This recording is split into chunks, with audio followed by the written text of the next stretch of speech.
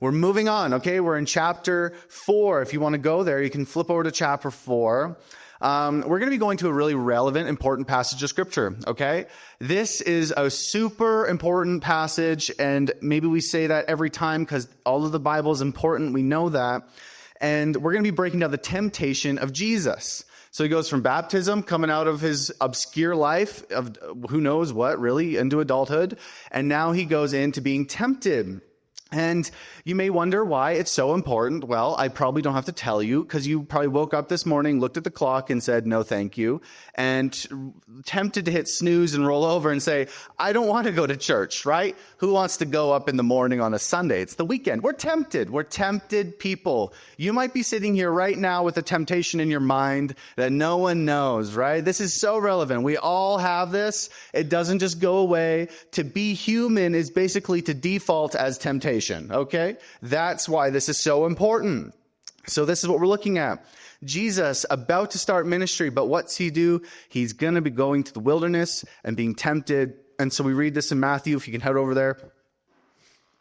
Matthew 4 says, Then Jesus was led up by the Spirit into the wilderness to be tempted by the devil. Okay, let's do this line for line. Let's go through this. Let's stop right there. You might have missed it. I'm not sure. Let's wake up a bit. Let's pay attention. Are we ready?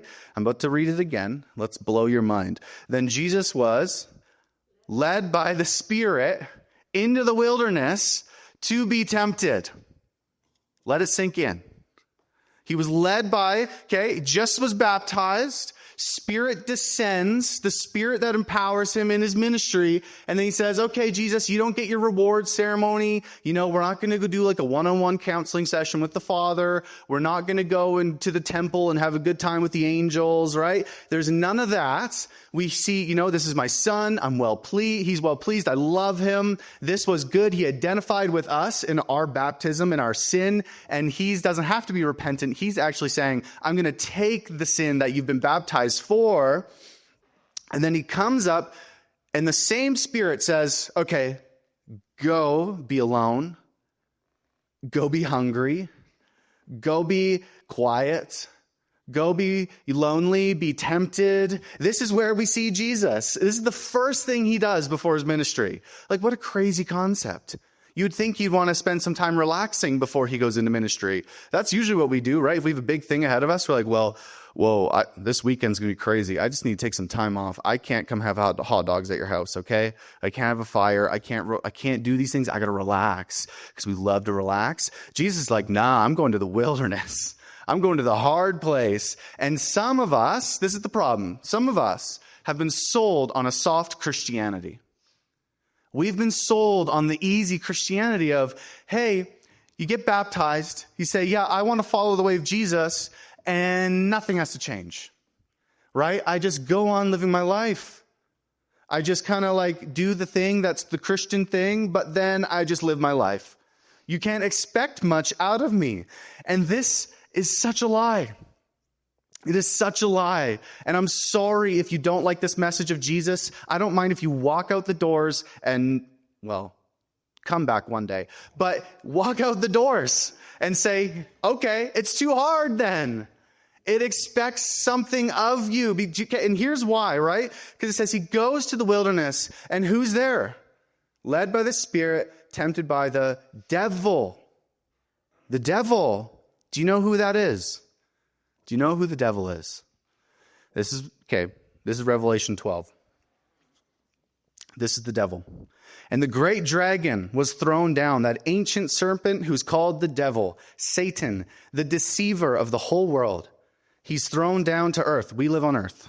Newsflash. We live here. And his angels were thrown down with him. And then it carries on.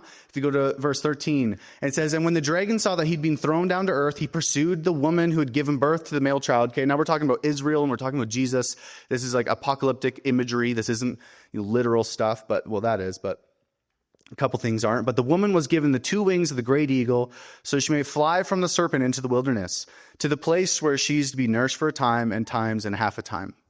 The serpent poured water like a river out of his mouth after the woman, to sweep her away with a flood. But the earth came to help the woman, and the earth opened its mouth and swallowed the river, and the dragon had poured out from his mouth. That's the imagery. Then the dragon became furious with the woman and went off. Okay, ready? Keywords. He went off to make war on the rest of her offspring, on those who keep the commandments of God and hold to the testimony of Jesus. We're the offspring. If you say, hey, I believe in Jesus, I practice the ways of Christ, he is my king, I believe he was resurrected from the cross, and that in that I can know God, and he takes my sin, and this is the good message of the gospel. If you confess that, and you're baptized and believe that, and you live that, Satan is warring with you every single day. He hates you. Hates you. Right? When we baptize people and they say, I believe in Jesus, he'd rather see them drowned in this little tub than come back up. That's his goal. He doesn't want people to know Christ. He doesn't want people to understand that there's a spiritual reality of life. He doesn't want any of this. He doesn't want you to grow. He wants you to remain just who you are in what you're doing in your simple life, never doing anything about anything. This is what Satan wants. He's warring with you. So this game we play called life, it's not just a game. It's so much more, okay? This matters so much more to us. I had a friend who has a great testimony that brings about the reality of this nature, of Satan and the warring. And I worked with him for quite a few years, and he'd come out of being a drug addict and alcoholic, and he would just disappear for months at a time. Like he would go on these benders where he would just always high, always drunk, doesn't know where he is. And he'd wake up, he said he'd wake up often in hotel rooms with maids cleaning around him, like a truly just deadbeat, no hope for life, live the good life type deal, do whatever I want. And he said it took one day him almost, dying from an overdose when he woke up in this hotel room. And he said, man, I probably shouldn't have woken up from this past couple weeks. But he finally got himself home at his parents' house.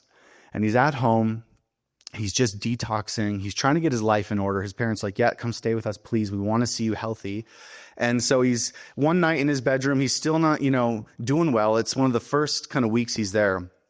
And he says he's sleeping, he just gets this feeling over his whole body of that goosebump feeling. Maybe you just got it, I don't know, because I talked about it. But he gets the goosebump feeling. And he says he just opens his eyes, and he sits up in his bed, and there is a massive demon just standing over him, calling to him, beckoning him back, keeping him captive. And he said he's never been more scared in his life. He said, I've never prayed except for in that moment. I said, Jesus, I don't want to see this. I don't want this in my life. This reality to be here right now. And he closed his eyes, he's praying, he said he opened his eyes and the demon was gone. And that was the time that he said, okay, God, I believe in you. I trust in you. Okay, this is the real world. Welcome to the real world if you're a follower of Jesus. Okay, it's not your podcasts. I love podcasts. Victoria hates me for it. Not hates me, but I'll have my AirPods in and like the unawareness mode, right? And I'll be walking around doing things. She's like, Levi, and just yelling. She hates my podcast, right? It's not podcast. That's fake world. We just numb it. I enter my little go, I'm away. It's not your little gossip groups or your TV shows. That's all the fake world. There's a real world, and it's waging over souls. And it's run by the devil. There's this great line where you might hate me for this. It's Kanye West, but he said, the devil runs the playground, but God owns the building. That's what's going on. We're on the playground of the devil. God owns the building, but he's here. He's real. He's prevalent. So I think maybe we've gone astray in how we view Christianity, how we talk about it, how we live it. That's this soft Christianity that, hey, it doesn't require much of you. There's not much that goes on.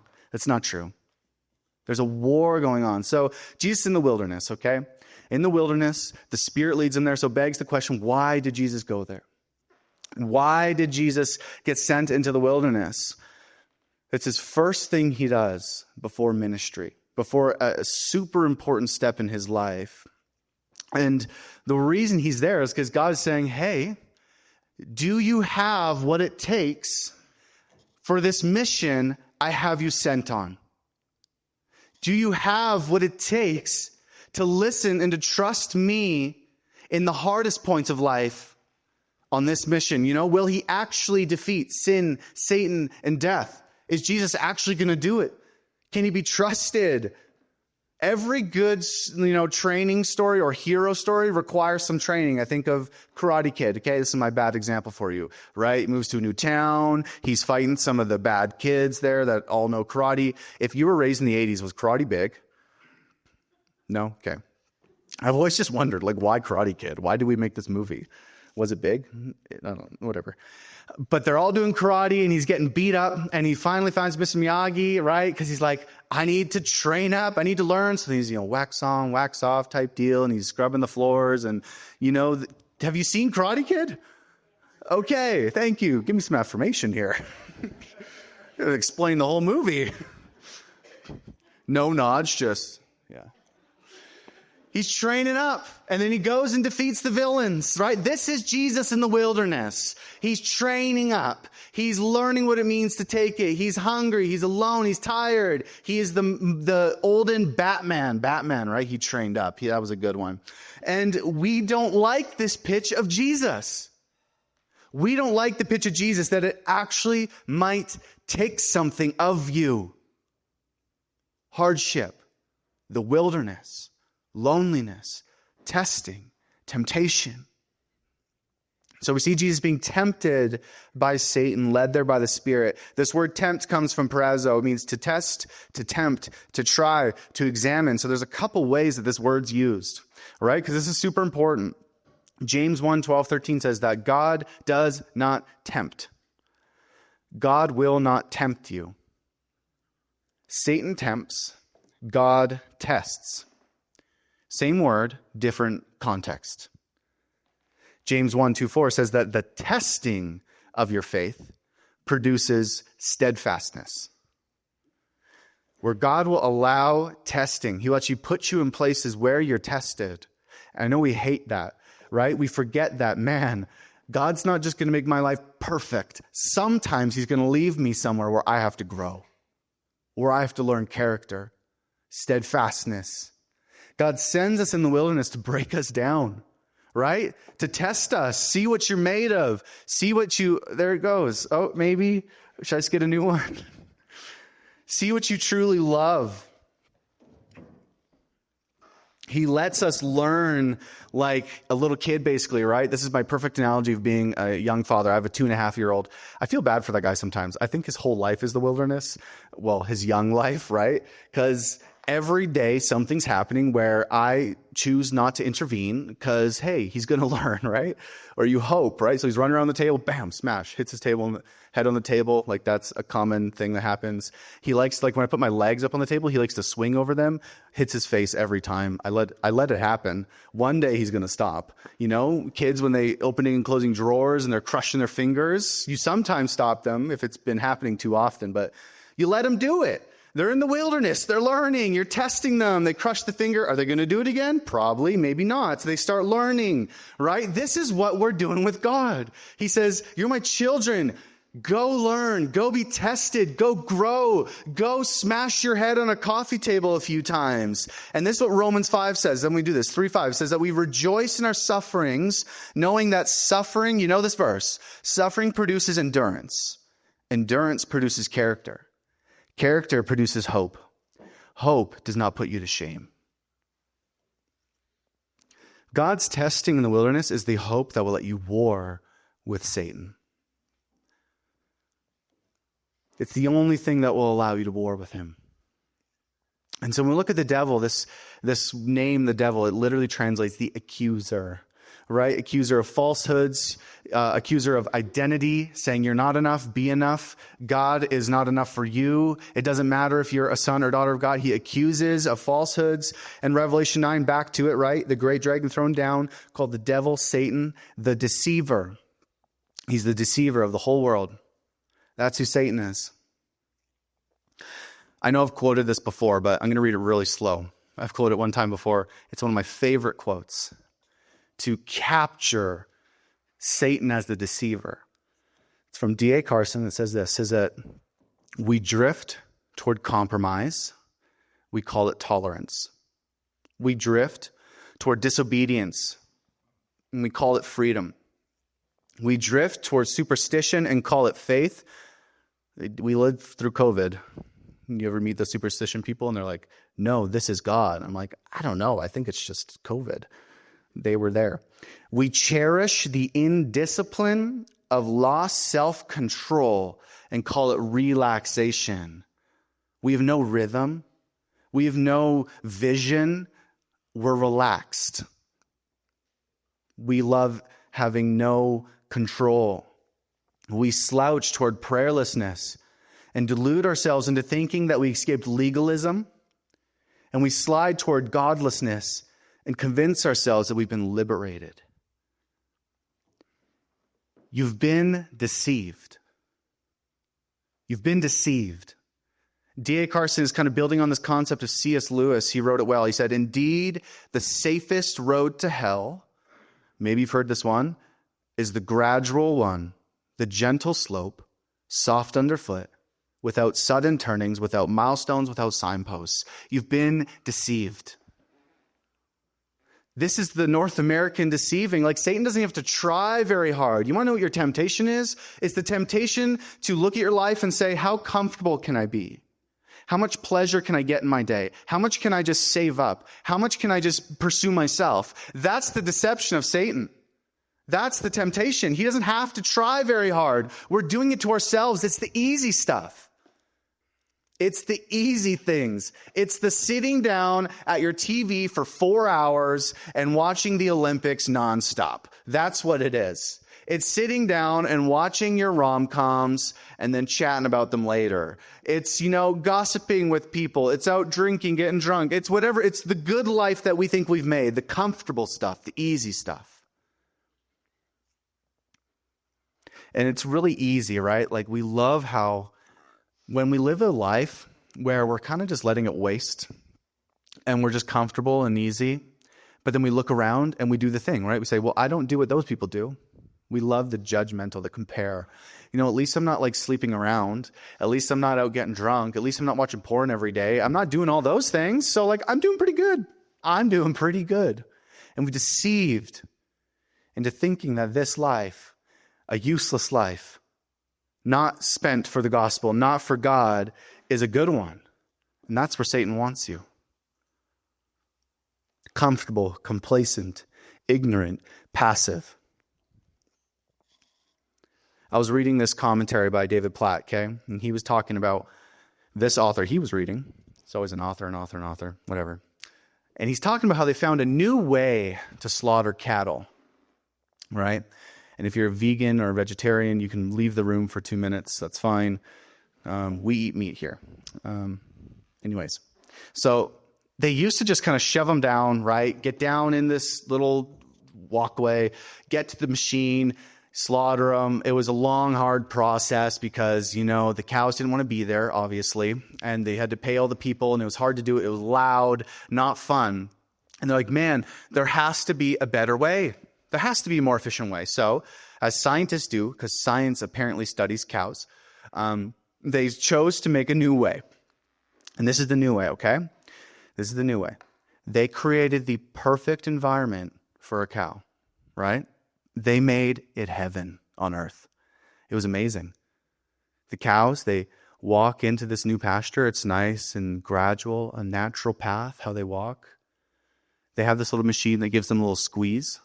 And it's to mimic like the mother nuzzling them. We all love little squeezes in our life. And eventually they get to this path where there's some beautiful grass, and they're just kind of eating the grass, going along. And eventually a conveyor belt just kind of starts picking them up. They're just in bliss. They're in heaven. They have no clue what's happening. And then bam! Right in the head. Knocks them totally out, dead, clean. They go off butchered. That's how they kill cows nowadays, okay? And here's the thing, okay? Here's the temptation of your life. It's to be a cow in the most respectful way possible. The temptation of your life is to have this easy road of life where Satan is saying, yeah, just meander your way down. Here's some nice grass. Here's a little nudge from those that love you. Here's all the things that your heart could desire until, bam, you're dead. Your life is gone. You've done nothing.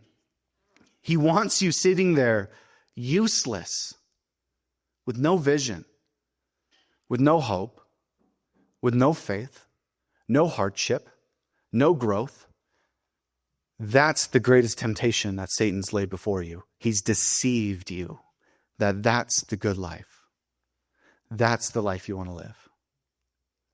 You know, one of the first sins that we see in the Bible is Adam's sin of passivity. Men, wake up, passive, right? No, not all of you. Adam's sin of passivity. Eve, hey, you want some of this apple? Adam, oh, sure. What do you mean, sure? You just walked with God. What do you mean? He didn't say, actually, God said we can have all the good things but this. He just sat there like a useless guy, right, woman? Right? No. He just sat there. He didn't lead. He didn't lean in. He didn't listen to God. He didn't do anything. That's one of the first sins, and Satan saying, just stay there forever. Passive. You know, I've sat with men crying on park benches because this is a slow process, this deceiving. And I've sat with them and they're just saying, how did I get here? And this one guy I was talking to, right, starts harmless. He's like, man, I just don't know what to do, right? I was scrolling Instagram, okay? And I've just been feeling discontent, he's saying. And, you know, I saw an attractive woman and I kind of just stopped for a bit. Then my algorithm changed. It showed me more. It showed me some more women, right? So I see more of these hot girls coming up and, oh, wow, they're actually local. There's local girls. So I clicked. I didn't click. He clicked. I clicked. Right? And once I clicked, well, I click again. I click again. Then there's more options. I can actually subscribe. I can pay to see photos? That's personalized and easy. I can pay to talk with locals? That makes you feel good. So he, clicks and then he starts to subscribe. Eventually, he's in a chat room. Doesn't know how he got there. He's in a chat room. Right? They're talking now. The slow descent. He said this, it just made me feel interesting. Because my wife hadn't in years. It made me feel interesting. Eventually that conversation leads to more. There's some photos. And then he says, my wife just found out, how did I get here? I don't know what to do. And I said, well, you know how you got there? You were deceived. It was the slow path. The path you took time and time again. The one with the green grass. The one that was soft underfoot. The one that Satan said, hey, you want this. This feels good. Travel it. And now he's here, broken. His marriage is broken. He doesn't know what to do. This is the deception of Satan, right? And we sit around, we say, how did I get here? Because we did nothing about it. Temptation comes at all times, in all forms. All times, all forms, right? Like, I don't know, you could be a guy walking in the middle of the night, you see a rock, you're like, oh, I don't know. That's kind of how it happens, right? You could be sitting here right now, and I'm talking about temptation, you're like, yes, this thing, now, in my mind. You're in church. I'm not judging you. It happens. Here's the thing. Jesus wasn't passive about his temptation. Jesus went to war with his tempter. He quotes from Deuteronomy, which we'll be breaking down through the temptations of Jesus here. He quotes a few times the story of Israel in the wilderness, failing before God, giving into the temptation. And so Jesus says, I'm going to enter the wilderness for the 40 days and fast. And he's saying, where Israel failed time and time and time again, he is the Messiah, the fulfillment, the one who brings life. He succeeded where the people of God failed as the Son of God. And this is what we're going to see. And he does not reject God, but resists the devil. He does not reject God, but resists the devil. So we carry on. You go to verse 2. It says, after he'd fasted 40 days and 40 nights, he was hungry. Then the tempter approached him and said, if you're the Son of God, tell these stones to become bread. Okay, again, quick, stop. Notice what happened. Did we notice? Not 10 days, not 15 days, not 2 days. After 40 days, that could kill some of us here. That would probably kill me because I'm not ready for that. 40 days of fasting. He comes at the end. Jesus is at his worst. He's tired. He's hungry. He's probably been in prayer. He's lonely. And Satan says, finally, I can get this guy. He's in the perfect position for me to come tempt. Right? So he comes when Jesus is at his worst. And I love how Matthew adds, like it says, he's hungry. Like it's telling you, hey, he's probably not ready for this. And so he comes and he says, Jesus, you're looking pretty rough right now. How about I just turn these stones to bread? Satan will always come. I will guarantee this, okay? Quote me on this. Always, always, always, always, always. When you're at your worst, you will be tempted. You will be tempted. It's not a question, it's a when. You will be tempted. You might not expect it. You might not want it. I kind of think of it like, timeshare pitches. They usually do it within the first 24 hours because you're tired. You just arrived. You're seeing how beautiful it is. And they're like, hey, come on, we got free food. We got drinks. This is great. Let us give you a tour. Oh, for 6 weeks a year, you could buy this. And eventually those guys get you to buy it, right? This is Satan. You're at your worst. You're not ready for it. And here's the thing. You ready? You just put this in your mind. You need to know what your worst is. If you want a war with Satan, you have to know what your worst is. Welcome to Levi at his worst. I just had a baby. Statistically, I'm at my worst. Therefore, I have to be at my best. I have to say, hey, I'm not connecting with my wife. My child is like, that thing. My baby is crying. We're not sleeping. Quote unquote, I'm at my worst. Therefore, God, bring me to my best. I have to war. I have to be aware. I can't do the things that I know will lead me to sin because Satan is here saying, hey, you're at your end. Here's the temptation. What is your worst? You have to know what it is because that's where the temptation will be. It could be anything, anywhere. The grocery store, in church, at school, at work. I don't care. It happens everywhere, anywhere. There's not like a safety zone. It's not like you walk into these doors and you're safe or you get to work and I'll distract myself at work. Most things that are bad in life probably happen at work. There's no safety spot. When are you at your worst? You have to know it. And this is the thing. Genesis 4 says this. Okay, sin is crouching at the door, always. Its desire is for you, key word here, but you must rule over it. This takes action. Rule over your sin. Put the work in. Create the habits. Create the rhythms. Do you know why Jesus had rhythms of life? Because that's how he was the sinless Savior. That's how he connected with God. That's how he was uplifted by the Spirit. You have to know where your worst is and rule over your sin, relying on God, his truth, his instruction, right? Because all temptation is different.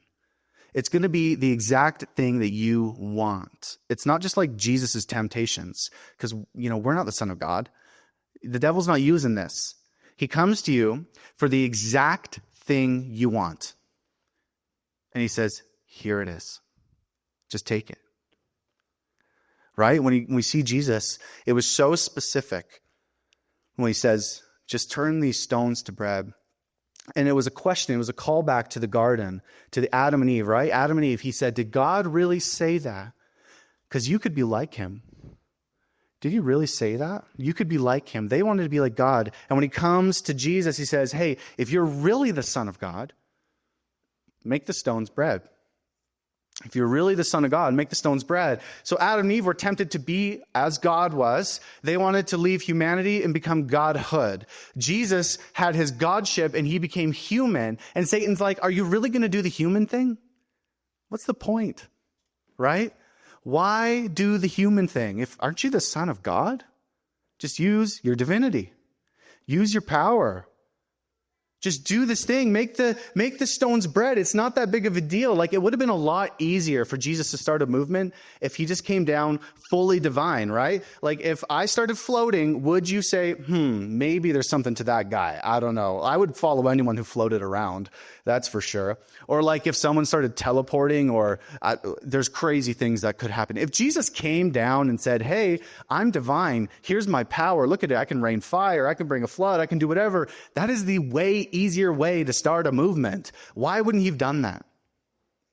And Satan's saying, hey, just ditch this human thing. Ditch the human thing. Ditch the death. Make it, salvation doesn't require a cross. And Jesus said, no, it does. No, it does. Salvation requires a cross. It requires the wilderness. It requires growth. Just turn the stone to bread. I know you're hungry. And so here's the proposal from Satan. And this is the proposal every day to you. Take this normal thing, this thing that doesn't really matter, bread. Jesus, change the stone to bread, put it in the place of God. This is the temptation, that we make common things in our life ultimate things every day. We take the common, we make it ultimate. Money, right? We love money. We hoard it. We spend it. I've told you about my Amazon problem. I'm working on it, right? Success and influence. If I can just rule over people, if my job is going the right way, therefore I will be fine. And we put it in place of God. Our kids, if you've had kids, that's a big one. We idolize kids. I'm at the point where I have the cutest kids. I'm sorry. Have you met Theodore and of course everyone's going to say that to their children, but Theodore's, this is the classic when kids are young. Oh, he's so advanced. That's the worst. If I say that, just slap me. And we love them, and we just put them in the place of God, right? And we're like, man, we just adore them, or it's our spouse. Our spouse is incredible. Look how great they are. And we just take these common, neutral things, we put them in the place of God, and we worship them. And here's what happens when you worship something else than God is you crush the thing. You crush it, right? If I worship my kids, I crush my kids. They will never be enough. They will never succeed enough. They can't do enough. They won't be good enough to make my expectations be met because they're not God.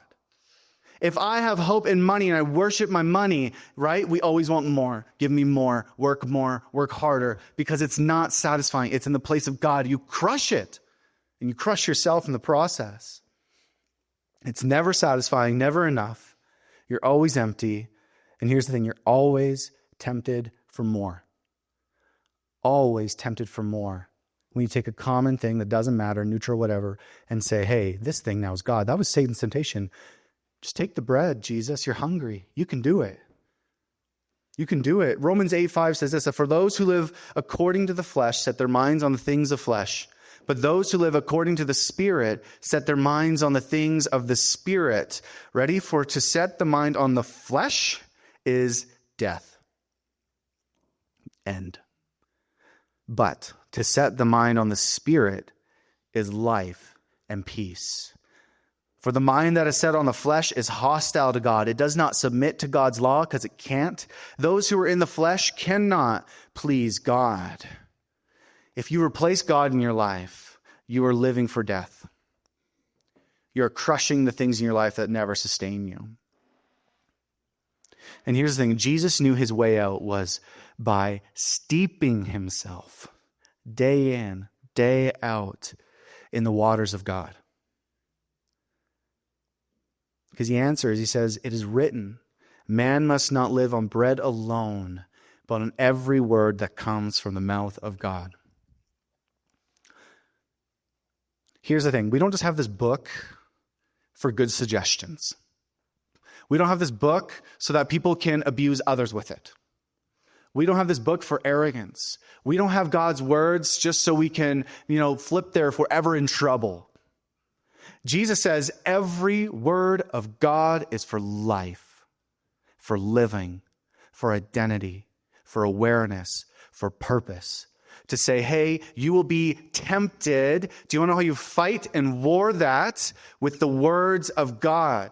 I've started this practice where I will print out verses that are very relevant to my life, and I'll put them in weird places. If you ever look in my closet, you'll find a 1 Corinthians one, okay? There's like bathroom mirror, there's closet. I have to actively war with sin, with the deceiver, the one that would have you live a useless life, passive and just arrogant and ignorant and comfortable until you just die. And we have this book, and Jesus says, hey, God is enough. The words in here are enough. They tell us enough. They show us enough how to war with Satan. So when Satan comes, and he will, we can look to Jesus. We can be aware. We can rule over our life, over our sin. We can know when we're weak. And we'll war with Satan. And I'm telling you, you will win if it's with God.